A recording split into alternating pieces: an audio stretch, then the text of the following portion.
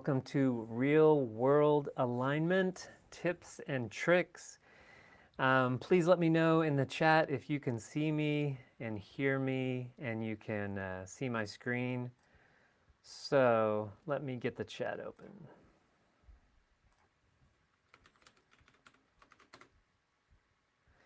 Okay, so in the past with some live streams, I've had some problems with audio distortion. So let me know if you hear any problems like that, and I'll see if there's anything I can do on my end to adjust that.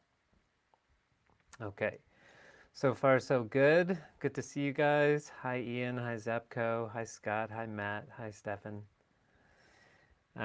So look at this. Look at this phase trace. What do we do with this?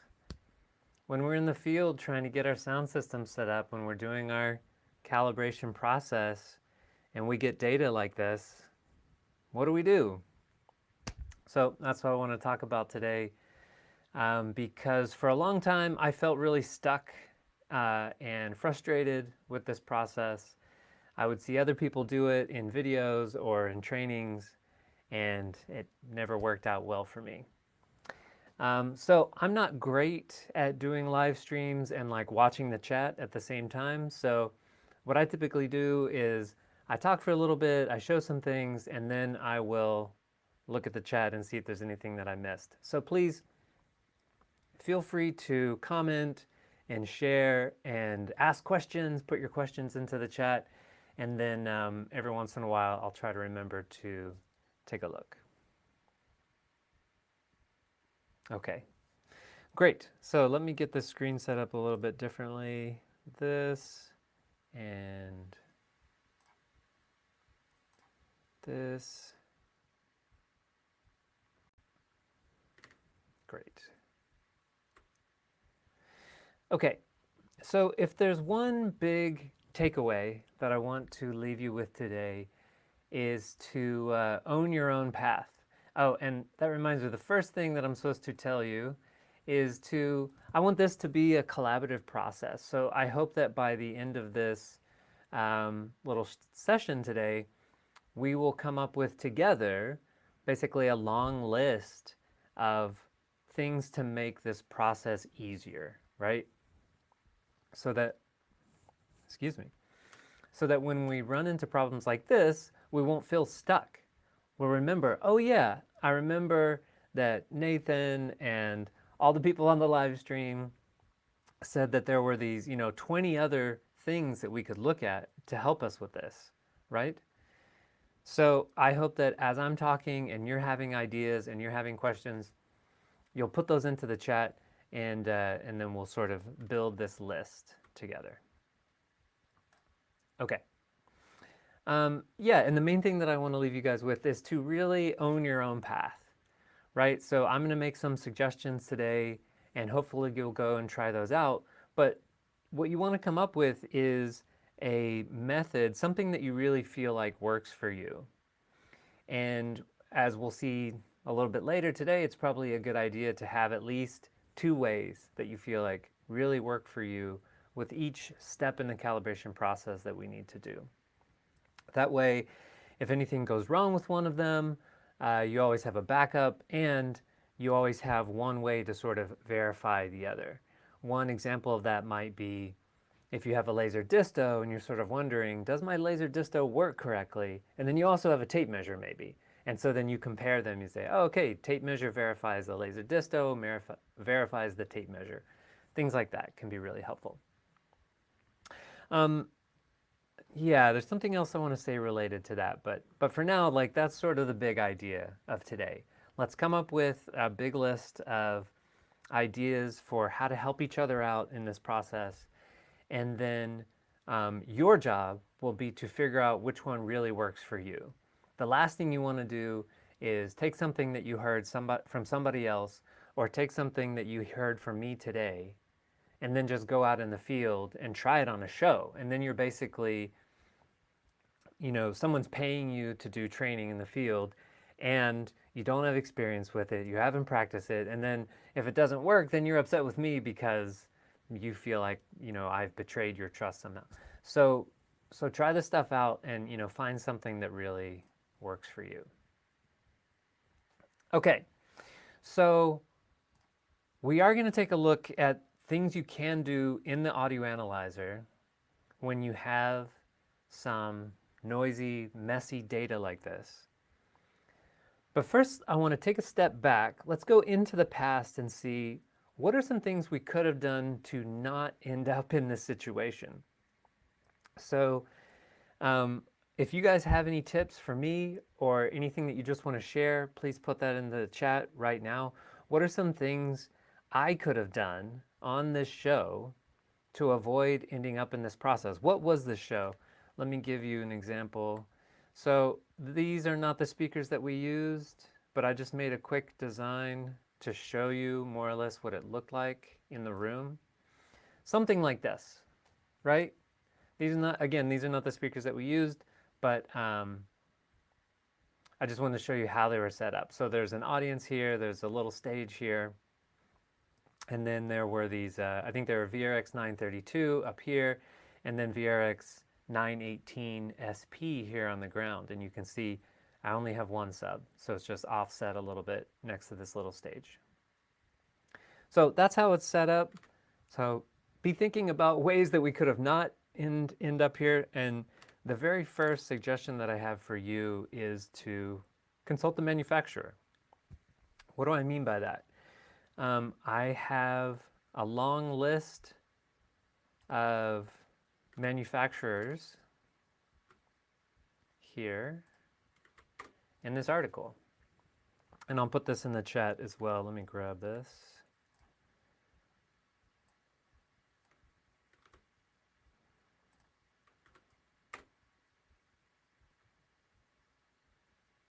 Did it go? There it goes. So in this article, all I basically do is list out 9 different manufacturers that make their pre-alignment delays, that make their presets public, right? Or they provide some way for you to do alignments basically with distance. And so we're not going to be talking a lot today about how to do all these things. Again, I just want to expose you to maybe some things you weren't aware of or hadn't forgotten about, or had forgotten about. And so I'm not going to talk about how to do the relative absolute method necessarily, even though it's only 2 steps. It's super simple. But the relative absolute method is this overall term for this method that a lot of manufacturers recommend that's basically combining presets with distance measurements. The idea being that if you know the delay value necessary or all of the parameters necessary to have 2 sources be aligned when they're equidistant, then once you get into the field, all you need to do is account for the path differences. So here we see the L-Acoustics preset guide. This is one of my favorite quotes from a training with L-Acoustics. Oops, I did that on the wrong page.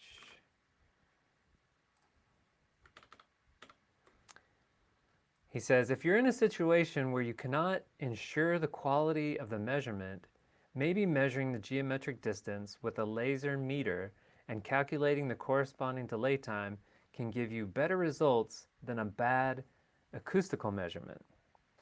So it's nice that some brands are giving us an alternative way to do alignments if we either don't have an audio analyzer or it's not appropriate for some reason.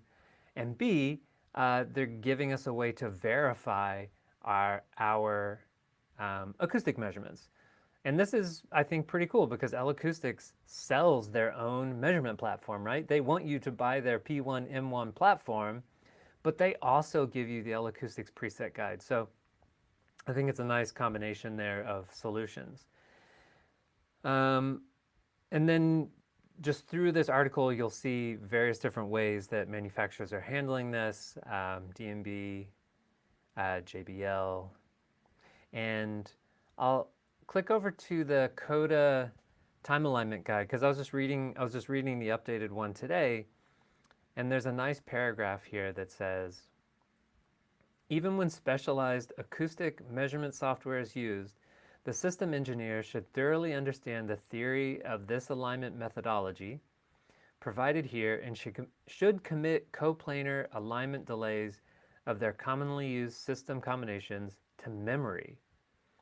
Oftentimes, these figures will act as a cross-reference or validation of the software determined delay time to ensure errors are not made. So this is what I've been saying. We can use this not only to help us do our alignments in the field, but also just to verify alignments made with other tools, or vice versa. So the method that I commonly use in the field now is that I use the relative absolute method or SubAligner. SubAligner is a tool that I made that basically just collects a bunch of the pre-alignment values so that I can get to them really quickly. So I use that to do my alignment, and then I just use the audio analyzer to verify that alignment.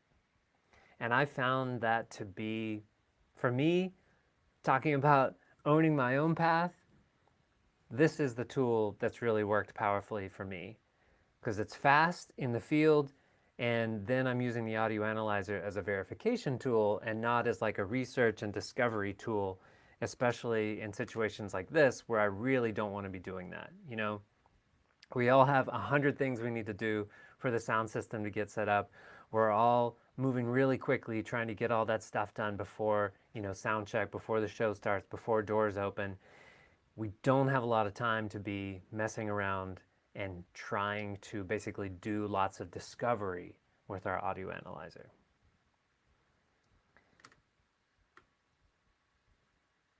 Okay, let me check the chat.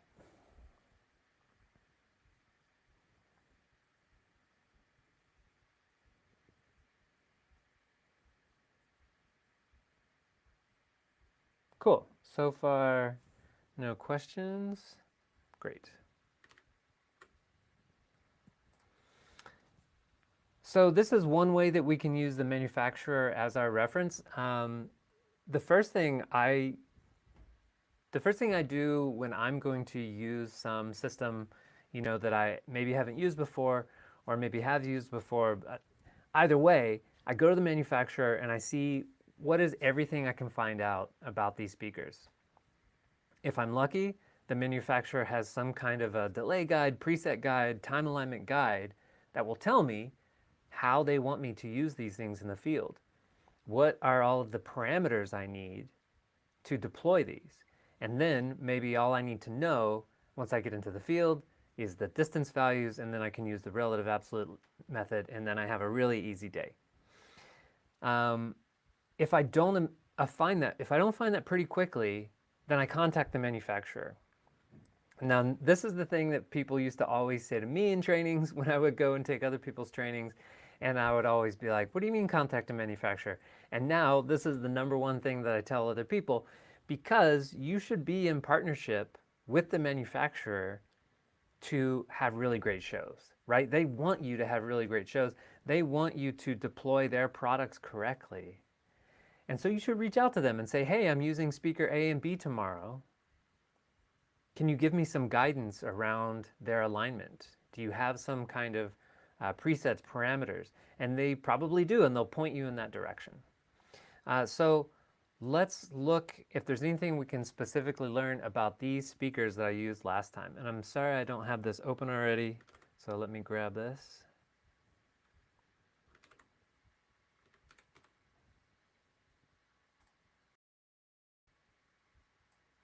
Okay, so here is the subwoofer that I had last time. And if we go to the downloads here and we go to the user's manual, I can tell you that it does not have like a time alignment guide or a preset guide or something like that.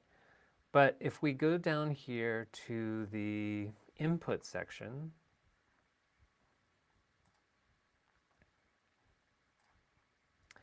we can see that it says some things about this button here, the subwoofer low pass.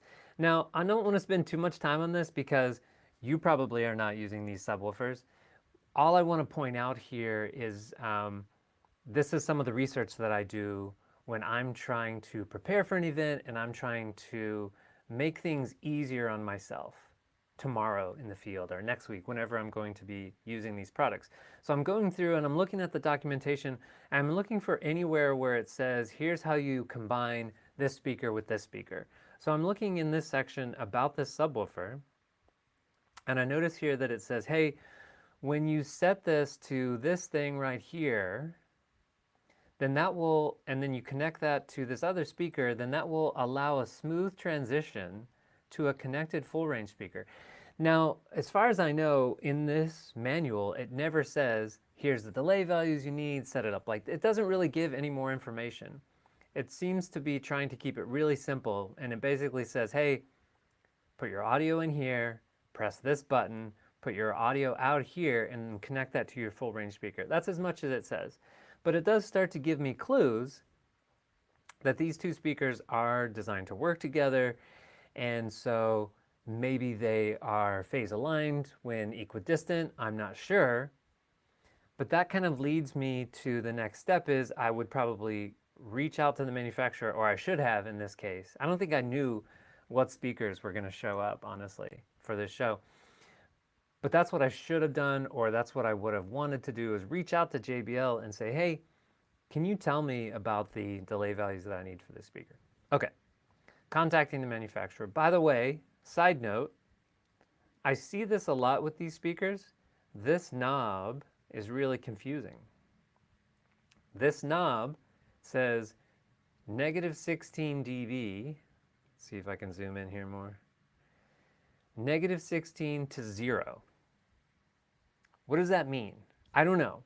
But what everybody does is they turn this up to 0. And that is the wrong thing to do. Because if you look at the documentation here, it says attenuation knob. The input sensitivity is +4 dBu when the control with the control fully counterclockwise, so all the way to the left. If you're using a professional mixing console with XLR outputs, use the fully counterclockwise position. So just a little side note, I see this wrong all the time. People have these turned up all the way up or set to noon or something like that. And JBL's recommendation is that you start with it all the way to the left. I forget this all the time too, because I get into the field and I look at this knob and it says -16 to 0. And, oh, it must be 0. Anyway, confusing. It's a confusing dial there.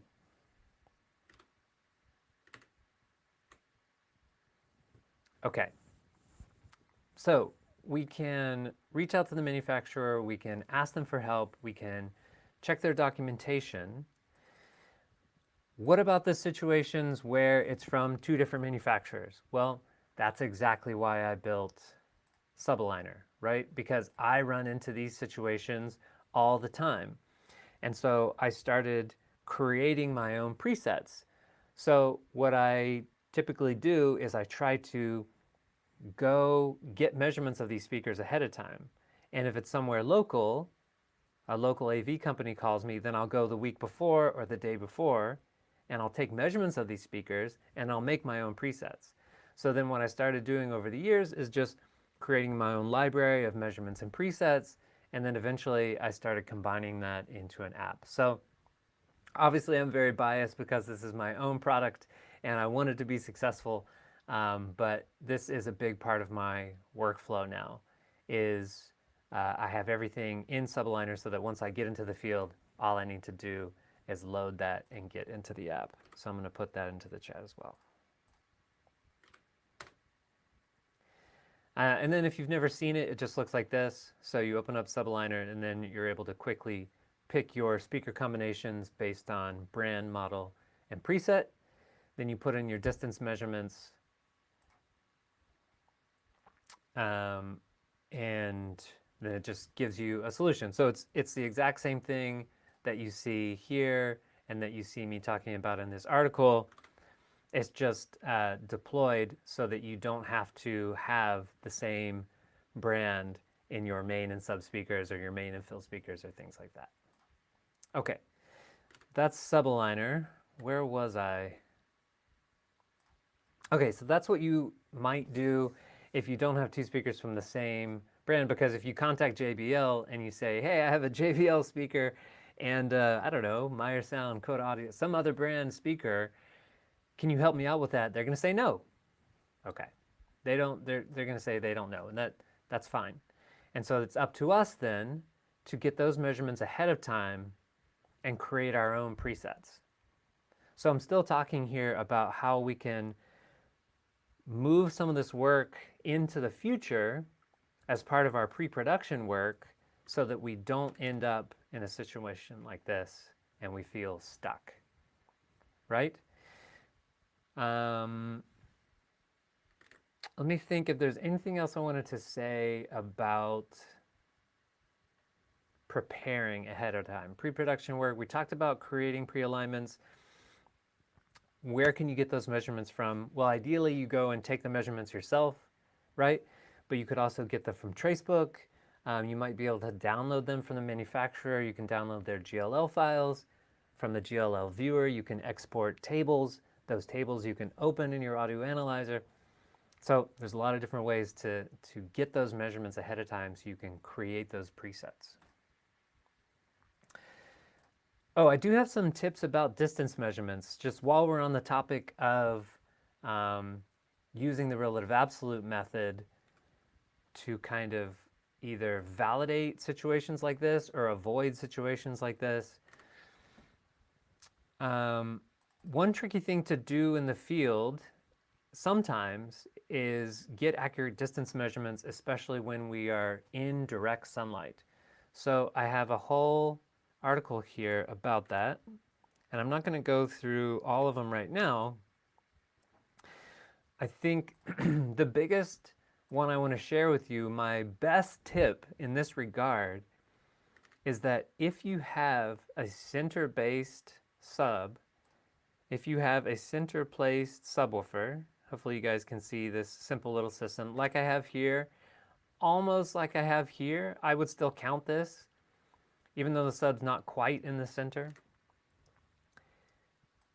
The big discovery I made this year just after reading one of Merlin Van Veen's article for like the 5th time in a row, I finally realized that if I have a center-placed sub, I don't need to take distance measurements.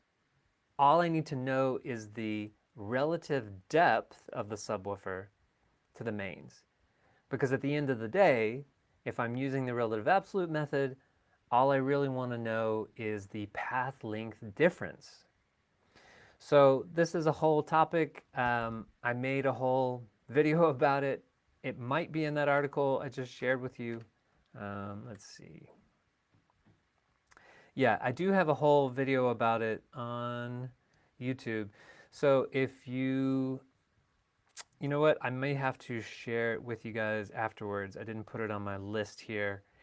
But yeah, if you want to check my YouTube channel for, it's videos that I made in the last couple of months. I made like a whole 20-minute video about this discovery and why I think this is so helpful, because I deploy a lot of sound systems like this because I'm always trying to get a center position for the subwoofers. And if I can get that, that simplifies this entire process. Then I'm much less concerned with the distance measurements. All I really need to know is the relative depth with the mains. And that's why you see this form here in SubAligner, because once you know the relative depth with the mains, let's say my sub is, 1 foot into the room or 1 meter into the room, then that takes the distance measurements off the table for me. Because once I get into the next form, it's handled all that for me. In fact, I can't change them anymore. Okay, so that's probably my biggest tip when it comes to doing the relative absolute method and taking distance measurements, is that you can really save a lot of time if you have a center-placed sub. Okay, so we talked a lot about the future, and we are, just kind of making a list of all the things we could do to help ourselves prepare to help ourselves really be ready for doing that alignment once we get into the field. But what about those situations where we've done all that stuff, or maybe we couldn't do any of that stuff?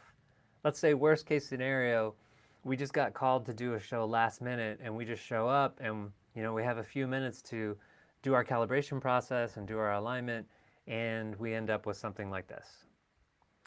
So let's take a look at a few of the tools that we have in our audio analyzer and what else can help us. So number one, let's say that we do have good measurements of these. Maybe we have some reference measurements that we've downloaded from Tracebook, or that we took the day before, or that we got somewhere from the manufacturer maybe. One thing that can really help in this situation is to load those reference measurements. So over here on this third channel, I have loaded one of those. And now all of a sudden, it's like the sun comes out from behind the clouds, All of this stuff that's obviously noise now, this was all kind of hidden before. Now all of a sudden, we can see, oh, this is all just noise from reflections and other things, and so I know I can just kind of ignore it. And so one idea that you might play with is the idea of using this as a proxy.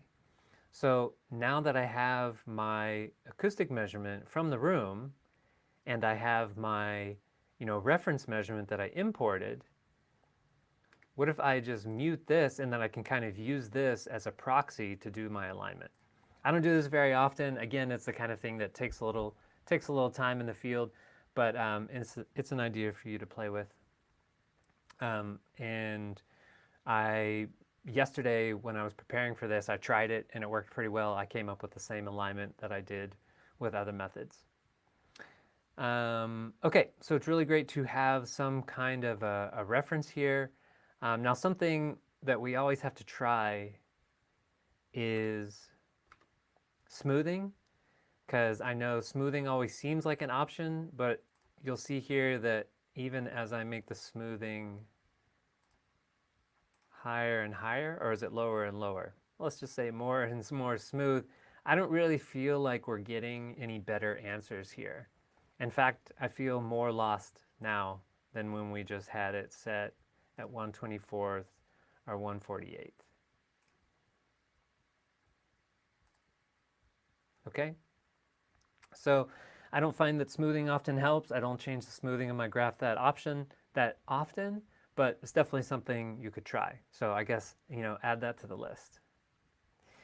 We've got our reference here, and just to show you what you could do with this is you could also import a reference of the sub, and then you could do the alignment with those two references, and then you could come up with your alignment that way.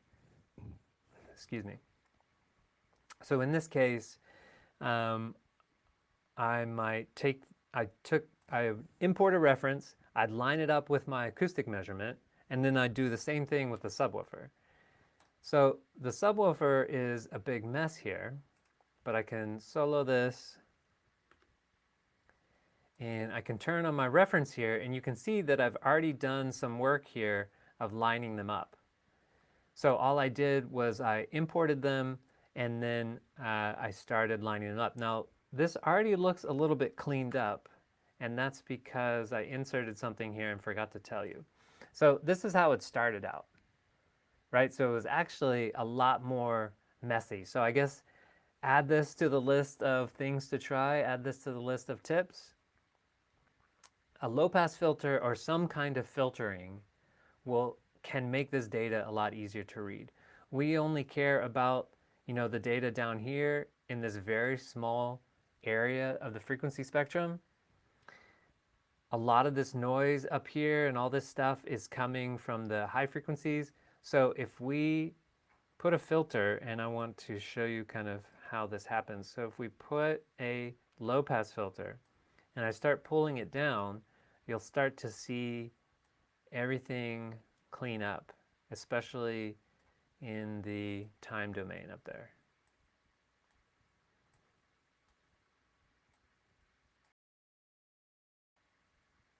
okay? And I have the phase set to 0 here. And these are all sort of product specific tips, right? Because I'm using Crosslight here, and I know you guys are probably all using different audio analyzers, you're all using different software, and each of those pieces of software has different tools, different features you can use. And so I know this is very specific, but maybe it will give you some ideas of things you can do in your own software as well. Maybe there's a way that you can insert a filter or figure out how to filter the data in some other way to clean it up like this, okay? And so we started here, very noisy. We got here, it's a lot easier to read. And now I can go to my reference guide that I inserted, and you can see that I've added some delay here. So I think he started out like this.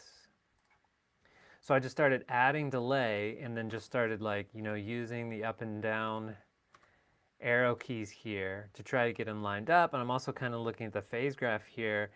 And now it starts to take shape a little bit. Still really hard to read, but at least I can look at this and say, okay, maybe this is what this subwoofer would look like without all of this noise, without all of this other energy coming in because of reflections and stuff.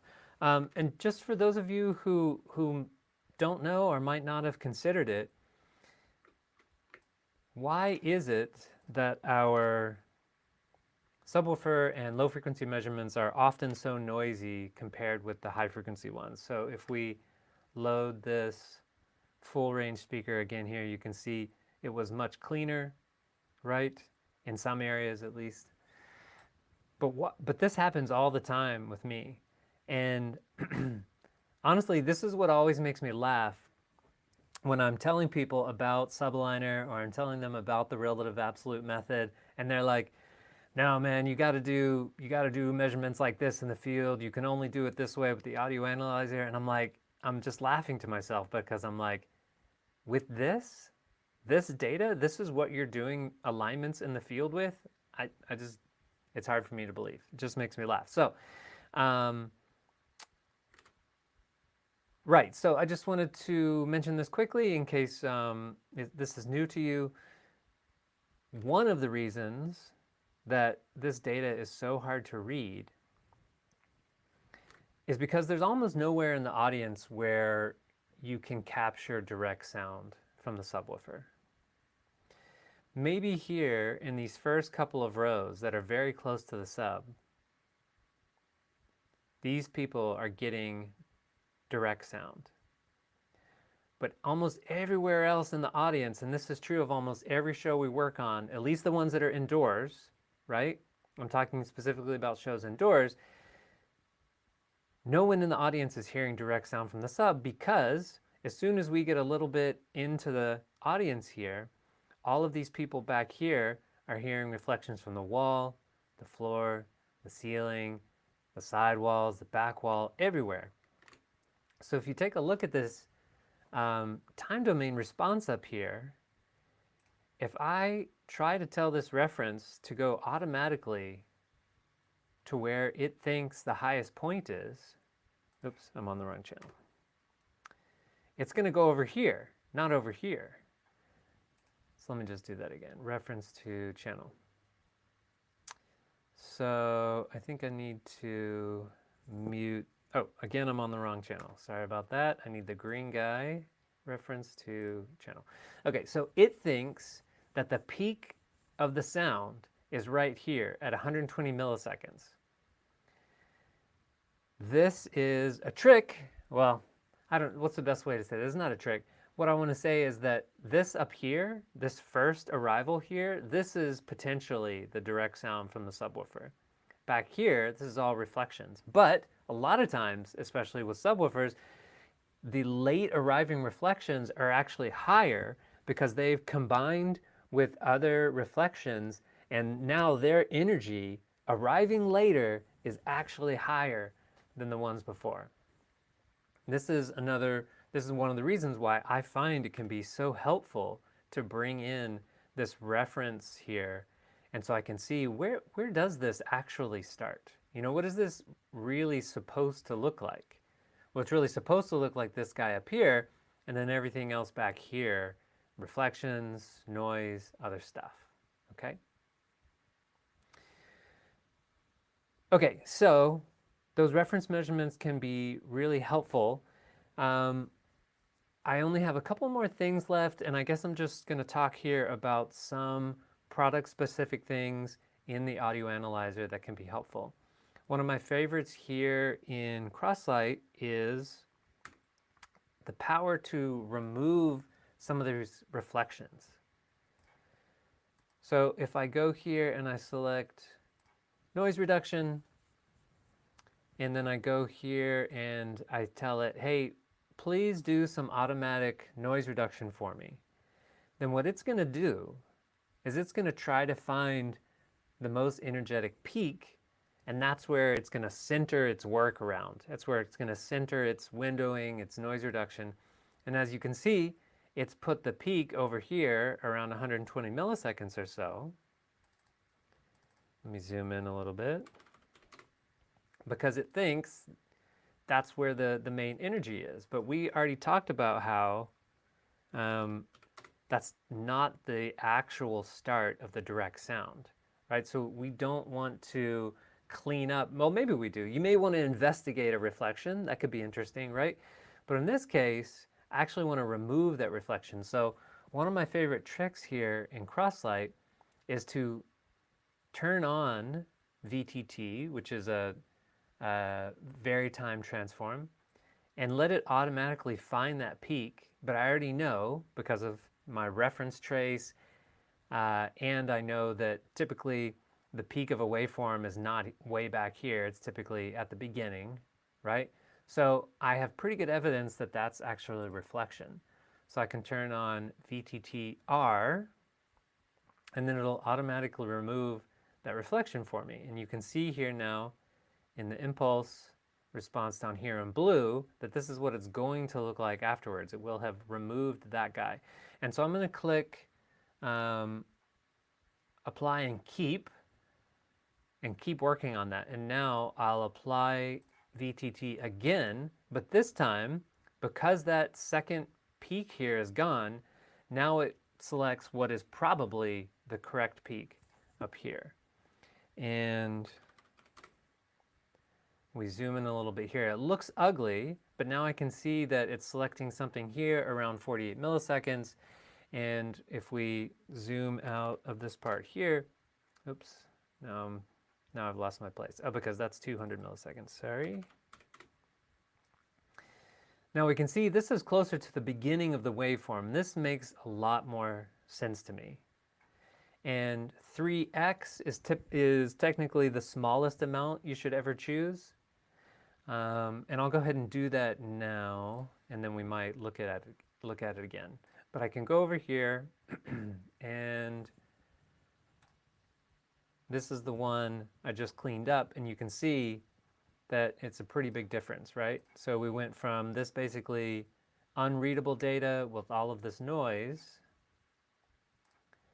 to this one, and we're starting to head in the right direction. But we see that, you know, one of the reasons this is so hard to read is because there's this big piece of noise here, this big wrap or reflection or something that makes this hard to use.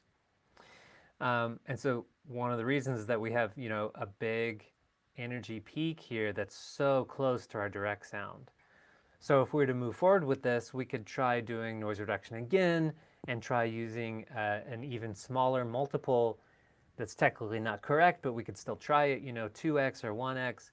We could try removing this peak. So there's more things we could be doing here to, you know, try to get some of the noise out of this data. Okay, let me check the chat.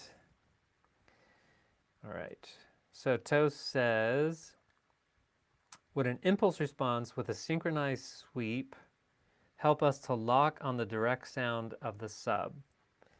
An impulse response with a synchronized sweep help us to lock onto the direct sound of the sub. I don't know if I totally understand your question, Toast on Toast. It sounds like you're asking about the stimulus used for capturing data. So most of you who use audio analyzers are probably familiar with using pink noise. I don't know if I can open this here without it being set up correctly, but I'll try to give you open acquisition. I just want to show you the list here. I know it's super tiny. Sorry about that. Let me see if I can scale up. Okay, so that's not the correct list. And now my head's in the way. Let me see if I can move my head.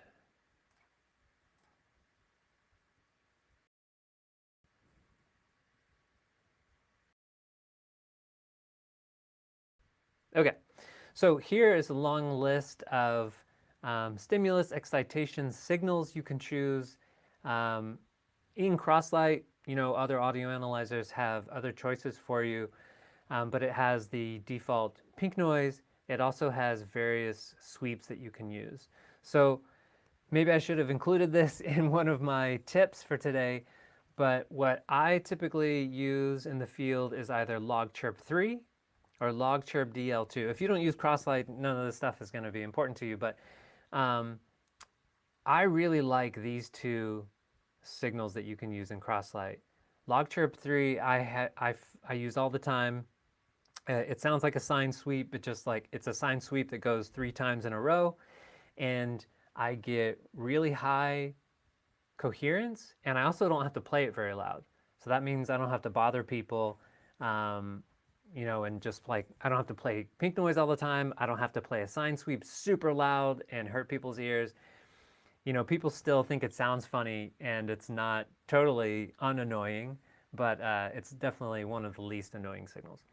And then DL2 is another version of a sweep that just goes down very slowly. It takes a long time, takes like 10 seconds, I think. And that's a really good one for low frequencies because it's so slow that each time it captures, it gives it plenty of time for all the energy to die out before it captures the next one. So I use that a lot on subs. So I don't know if that answers your question, Toast, but yes, I do think that, well, number one, I think the most important thing to say is that it can be really helpful to experiment with these different signals. And it's super easy, right? You can take a measurement with pink noise, then just repeat with log chirp, repeat with DL2, you know, try a bunch of different ones and see what your results are. I don't want to say flat out that one is better than the other in any certain circumstance because I don't have enough experience to say that, but I can tell you that I almost always use log chirp 3 and DL2, and I've found that those give really good coherence, even with a lot of ambient noise.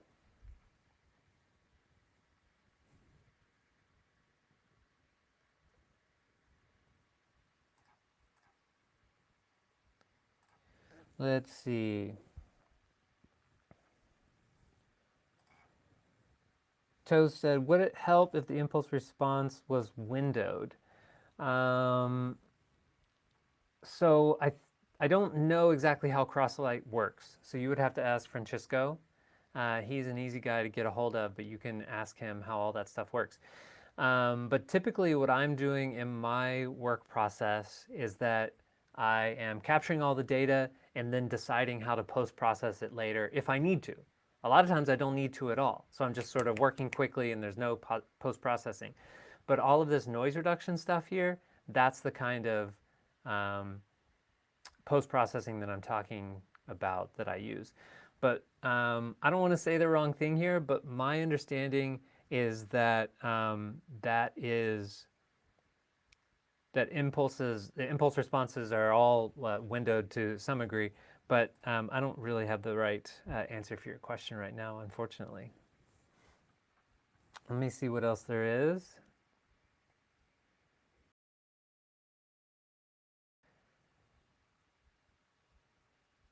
Let's see. Bass in phase says, is that an impulse response measurement or a transfer function measurement? You cannot get phase trace from impulse response in SMART. Or, okay, so first question, is that an impulse response measurement or a transfer function measurement? Yes. So Transfer function measurement is just a measurement that compares an output to an input. And then from that, you can take a look at the result in the time domain or the frequency domain. And most audio analyzers show you all of those at the same time, right? I would say most modern audio analyzers are set up to have multiple windows like this where you can look at the time domain and the frequency domain at the same time. And then you say, you cannot get phase trace from impulse response in Smart. I don't remember. It's been a little while since I've used Smart. So maybe someone who's watching maybe someone who's watching right now could answer that question for you in Smart. I can't remember if you go into the impulse response.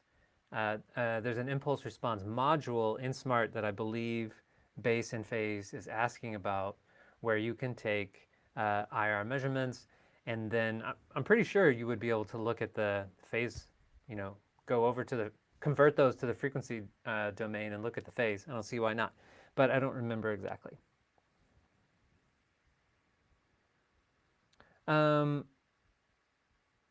So just going back to Toast's question for a second,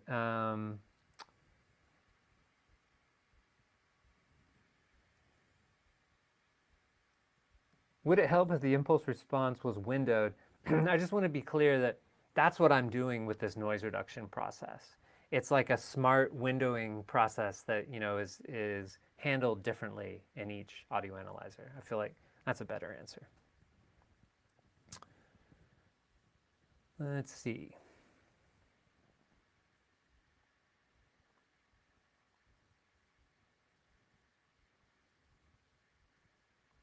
Oh, I see you're saying, would it help to use the impulse section instead of the transfer function section? I don't know. I don't necessarily think so. It's all the same data, right? You should be able to take your measurement in the transfer function module, switch over, take it in the impulse response module, and basically get the same data. But you should try it, It's easy to do, just like I was talking about with the different stimulus signals. Take your measurement, try a different stimulus. Take your measurement in the transfer function module, switch over the impulse response module, take your measurement. You should get the same data, or you can see, how they're different. Okay. So Toast says, with a subwoofer array, would it help if we solo the center subs, then use that sub for alignment? So you're thinking of sort of a line of subs, I guess, some kind of maybe a sub arc or just a line of subs. That's possible. No, actually, I'm realizing I've done a video about this in the past. So yeah, if you check my YouTube channel, I have a longer explanation that is probably going to be more coherent than the answer that I'm going to give you now. I do remember now making a video because someone had asked me about this before. They said, hey, should I turn off the outer subs if I have like an array of subwoofers? Will that make it easier? And I said, no, I think that'll actually make it harder. Number one, because we do actually need to see the combined response of the entire array, right? As long as we have all of these elements that are working together cohesively, they are coupling together, they're close enough to actually work as one unit, then we need to see that combined response, because there's no one sitting in the audience that's just listening to a single subwoofer, right? They're listening, they're going to hear everything together, not at the same level. It's going to be slightly different everywhere in the audience, but we need that combined response of that entire array. Number two, if you turn off, thinking about a line of subwoofers, if you turn off some of the ones on the outside, then your line length gets shorter and your coverage pattern changes. The coverage pattern becomes more omnidirectional. Therefore, it starts interacting more with walls and other things around it. And therefore, it should actually get harder to take a measurement. So I still don't think I've ever tried this in the field because it doesn't make a lot of sense to me. But, it would be something to try. definitely something to experiment with, but to me it doesn't make sense. I think it would actually get harder for you to take measurements and do alignments if you're turning off elements in your array. Number one, because now the response is not the same as it would be if the entire array was on together, because a line of subwoofers is fairly complicated, right? You have all these different arrival times, and so that changes the phase response. And number two, because the longer the array, the more directional it is, and so now you should be getting more direct sound at your location in the audience than if you had less subs.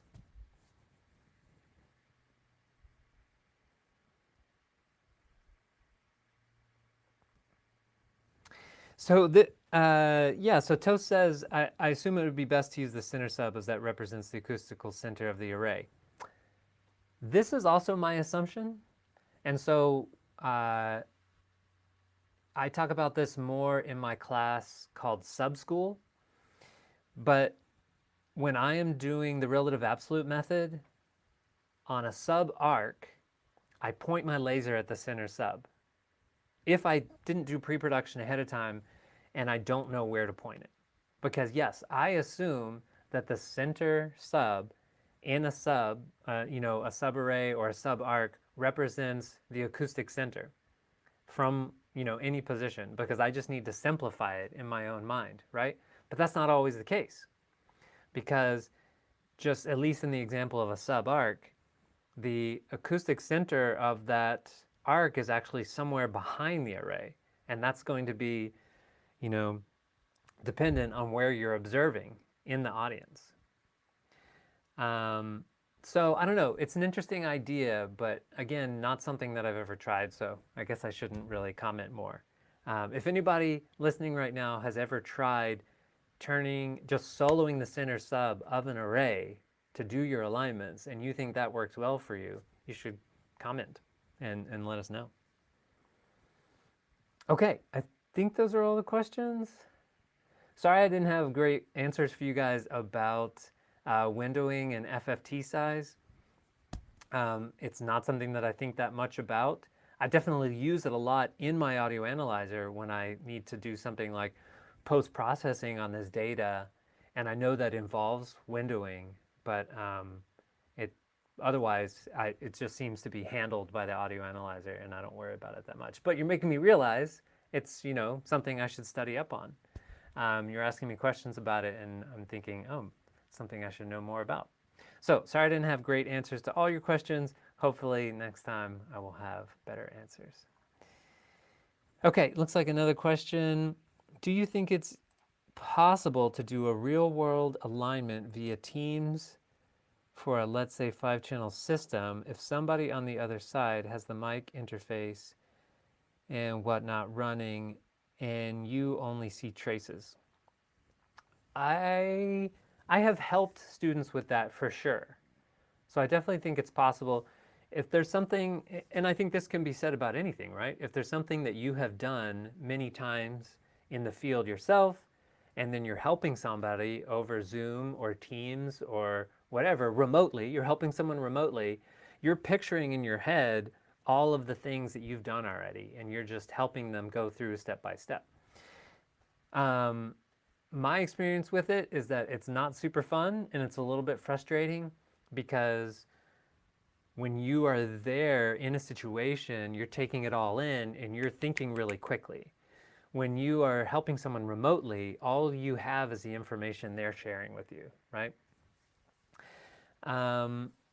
What I should really point you towards is, I remember there's an AES panel where they talk about this, and then either on the Myers, I think it's on the Myers Sound YouTube channel, where Bob McCarthy talks about this. And I think he also talks about this in some interviews.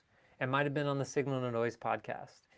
But Bob McCarthy has done this. He's talked about it in panels. He's talked about it in interviews.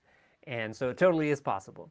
And he talks about having success with it. And he also talks about some of the struggles with it. I think some things that I just mentioned. So I think it's possible. And I have heard about people having success with it. So hope that helps. Okay, I think we're getting close to the end here. Went a little bit longer than I expected, but with these live streams, I just sort of make a short list of some things that I think would be helpful to talk about, and then just see where things go, see what questions you guys come up with, and so I'll try to do a quick wrap up here, and then I'll see if there's any last questions in the chat. So number one, as you guys are watching this and you're having ideas, I hope you will please share, comment on this video with your own suggestions about, doing real world alignments. What are your own tips and tricks? What are your own favorite methods? And then try them out and find the ones that work for you. Make the manufacturer your partner in this process. Ask them for their pre-alignment delay values. Ask them what they recommend that you do. And look up their, you can look up their delay guides and things like that. And then, of course, for those cross-brand and cross-model alignments that you have to do, I recommend SubAligner. That's the product that I've been developing. I recommend that you create your own pre-alignments. Go to the shop the day or the week before, get your measurements, do those alignments ahead of time. That will save you some time in the field for sure. I gave you some tips about doing distance measurements. My number one tip being that if you have a center place sub, you can a lot of times just skip those distance measurements completely. And then we looked at some tips specific to the audio analyzer, like importing reference traces, potentially using those as a proxy, but at least for sure helping you see through the noise, right? And you can get those measurements from the manufacturer, tracebook, or taking them yourselves. Or in the field. That's something really important that I should mention and that I forget about myself a lot of times, and I forget to say. You can show up in the field, run up to the speaker after you put it up, or measure it when it's on the ground, or put it up, put your microphone a meter away from it, and you can get a clean measurement before the room gets involved, and then you can have a reference measurement. So you don't always have to do a bunch of pre-production work just to have a nice clean reference measurement to compare to. And then we looked here in Crosslight. Crosslight has some nice tools for post-processing this data. We looked at how we can remove reflections, and otherwise, do noise reduction. I don't want to say windowing because it has its own proprietary forms of windowing. So it just kind of, for me, follows under the umbrella of noise reduction, right? Oh, and we looked at filtering the data, which you could probably do under any circumstance. Even if your audio analyzer doesn't have filters, you could still pass the data through a filter somewhere else, right? And that is a nice, quick way to help clean things up. Okay, let me see any last minute questions. So Ian says, what about EQing and so on without the real perception of the sound? Oh, when it comes to remote, yeah, that's probably the worst, right? So when you're doing remote work with people, you're really just helping them go through the steps. You can help them look at the data on the audio analyzer. And honestly, that's a lot of the help that people need. A lot of times people don't know the workflow, or they get into situations where they're looking at stuff like this on their screen and they're like, I have no idea what's going on. And so you can really be the one to say, hey, do you have a reference you can pull in? Can we do some noise reduction here? Oh, you don't have this cursor set correctly. All those little things that you as the experienced expert can know. But yeah, it's really tough to be in the room and listen. You could pass signal through, right? Like you could connect one of your measurement microphones and pass that through Zoom, pass that through Teams, and you could listen to that. But yeah, it's definitely not the same. Okay. All right, guys, this has been fun. Let me know what questions come up for you. Put those onto the video, and I'll take a look at them later. If there are other topics that you would like me to do more live streams on in the future, please let me know what those would be. I enjoy doing these.